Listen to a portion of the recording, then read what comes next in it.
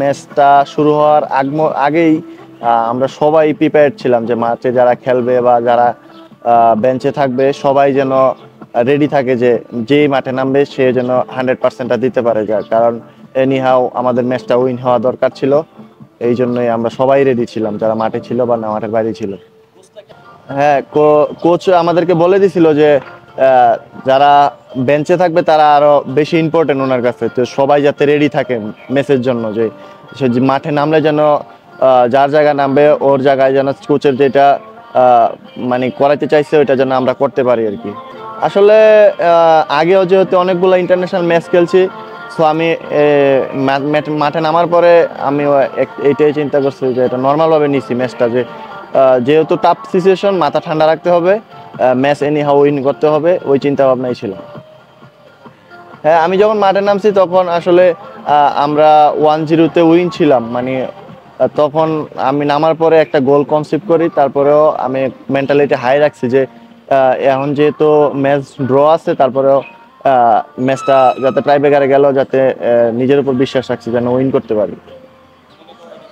না, আসলে অবশ্যই আমার টিমমেটরা এক একজন এক এক রকম বলতেছিল যে তুই পারবি এই সেই এগুলা, তো আমার নিজের উপরে বিশ্বাস ছিল। আর আমি ওদেরকে একটা কথাই বলছি যে তোমরা পাঁচটায় পাঁচটায় গোল করো, এর ভিতরে আমি একটা দুইটা সেভ দিব, আমার উপর বিশ্বাস রাখো, ওটুকুই। আসলে প্রথম সেভটা আমি আসলে ফার্স্টে নর্মাল ভাবে থাকছিলাম, পরে লাস্ট মোমেন্টে আমি ওর একটা ফেন্ডিং দিছি, দেওয়ার পরে ও মানে আমি এক সাইডে দেখে আরেক সাইডে গেছি, তারপর ও এটা বুঝে নাই, এই কারণে আমি বলের লাইনটা পাইছি। হ্যাঁ, আমি আসলে লাস্ট শটটাতে আমি ওর সাথে একটু মেন্টাল গেম খেলতে চাইছিলাম, ওরে মানে কি বলতেছিলাম যে তুমি তোমার বলটা আমি সেভ করবো বা এরকম কিছু আমি বলতেছিলাম। পরে ও মানে একটু নার্ভাস ফিল করতেছিল, আমার কাছে মনে হইতেছিল। পরে আমি ওরা একটা বডি ফেন্ডিং দেওয়ার পরে ও মানে সোজাই মেরে দিছে বলটা।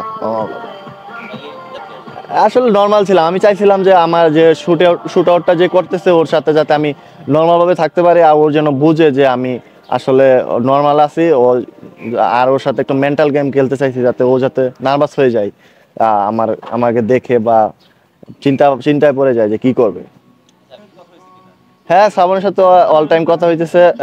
সে যেহেতু আমার রুমমেট প্লাস ফ্রেন্ড, তাও আমি মাঠ থেকে সেই সাথে সাথে ওকে আগে ফোন দিছি, তারপরে সকালবেলা দুইবার কথা হয়েছে। আসলে ওর যেহেতু একটা অ্যাক্সিডেন্ট হয়ে গেছে, তো সবার দেশবাসী এবং আমার টিমমেট সবার কাছেই আমার চাওয়া যে ওর জন্য সবাই দোয়া করবেন যাতে খুব তাড়াতাড়ি মাঠে ফিরতে পারে। আসলে মাঠ থেকে আসার পরে ওর সাথে কথা হয়েছে, ঘুমানোর আগেও কথা হয়েছে, কথা বলার পরে বা আমি একা আর কিছু করার নাই, কার সাথে কিছু শেয়ার করতে পারলাম না ম্যাচের, একেই ঘুমাইতে হয়েছে আর কি।